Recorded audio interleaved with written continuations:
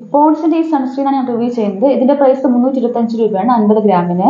Ponce serum boost sunscreen SPF 50 PA+++ UVA UVB invisible ജെല്ലാണ്. Niacinamide and C ഉണ്ട്, vitamin C ആയിരിക്കും. പിന്നെ non oily and no white cast എന്ന് എഴുതിയിട്ടുണ്ട്. ട്യൂബിലാണ് ഇത് വന്നിട്ടുള്ളത്. അപ്പോൾ നമുക്കിത് നോക്കാം. ഇതിന്റെ കളർ ലൈറ്റ് ആയിട്ടൊരു യെല്ലോ ടിൻറ്റുള്ളതാണ് കേട്ടോ. ലൈറ്റ് ആയിട്ട് ഒരു ക്രീമി കളർ എന്ന് പറയാം. ക്രീമി കളറിലാണ് ഇത് വരുന്നത്. ഒരു ബട്ടർ സ്കോച്ചിന്റെ ഐസ്ക്രീം ഇല്ലേ, അതിന്റെ ഏകദേശം കളറുണ്ട്. അത്രയും യെല്ലോ അല്ല, അതിന്റെ ഏകദേശം കളറാണ് കേട്ടോ. പിന്നെ നമുക്ക് കുറച്ചെടുത്തിട്ട് അപ്ലൈ ചെയ്യാം. അപ്പം നമുക്ക് ഏത് ഫിനിഷാന്ന് അറിയാൻ പറ്റുമല്ലോ. ഇതിൽ പറഞ്ഞിട്ടുള്ളത് വൈറ്റ് കാസ്റ്റ് ഇല്ല എന്നാണ്. വൈറ്റ് കാസ്റ്റ് ഇല്ല, നമ്മൾ അപ്ലൈ ചെയ്യുമ്പോഴത്തേക്ക് നന്നായിട്ട് ബ്ലെൻഡ് ആയിട്ട് പോകുന്നുണ്ട്. നോൺ ഓയിലി എന്ന് പറഞ്ഞിട്ടുണ്ട്, അതും കറക്റ്റ് ആണ്. കാരണം ഒരു ഹൈഡ്രേറ്റിംഗ് ലുക്കാണ്, അല്ലാണ്ട് ഓയിലി ലുക്കല്ല വരുന്നത്.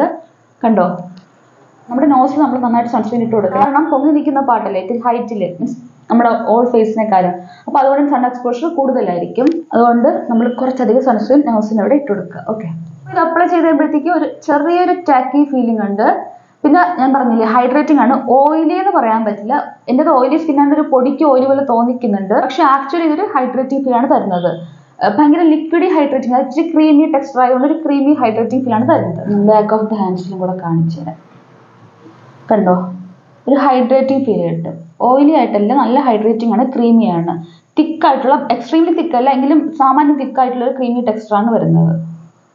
ഇത് എല്ലാ സ്കിൻ ടൈപ്പിനും ചേരുമെന്ന് ചോദിച്ചാൽ ഡ്രൈ നോർമൽ സ്കിന്നിന് വരെ ചേരും. കോമ്പിനേഷൻ സ്കിന്നിന് യൂസ് ചെയ്യാം. എക്സ്ട്രീംലി ഓയിൽ ആയിട്ടുള്ള സ്കിന്നിന് ഇത് അത്ര സ്യൂട്ട് ആകില്ല, കാരണം അത്രയും ഹൈഡ്രേഷൻ ഉണ്ട്. ഇതിൻ്റെ അകത്ത് പറഞ്ഞിട്ടുള്ള ജെൽ ഫോം എന്നാണ്, പക്ഷേ കറക്റ്റ് ഒരു ജെൽ ഫോം എന്ന് നമുക്ക് പറയാൻ പറ്റത്തില്ല. ഇൻവിസിബിൾ ജെല്ലാണ് അങ്ങനെ നമുക്ക് പറയാൻ പറ്റത്തില്ല. കാരണം ഇവരുടെ തന്നെ വേറൊരു പ്രോഡക്റ്റാണ് ഈ സൺസ്ക്രീൻ അല്ല ഈ മോയ്സ്ചറൈസർ. അപ്പോൾ ഈ മോയ്സ്ചറൈസർ നല്ല ലൈറ്റ് വെയിറ്റ് ജെല്ലാണ്. അങ്ങനെ വെച്ച് നോക്കുമ്പോഴത്തേക്ക് നമുക്കിത് ഇൻവിസിബിൾ ജെൽ എന്ന് പറയാനേ പറ്റത്തില്ല. സ്മെല്ല് പറയുകയാണെങ്കിൽ ഈ മോയ്സ്ചറൈസർ അല്ലേ, ഈ മോയ്സ്ചറൈസറിന്റെ ഏകദേശം സെയിം സ്മെല്ലാണ്. പക്കയല്ല, പക്ഷെ ഏകദേശം സെയിം ആയിട്ടുള്ളൊരു സ്മെല്ലാണ് വരുന്നത്.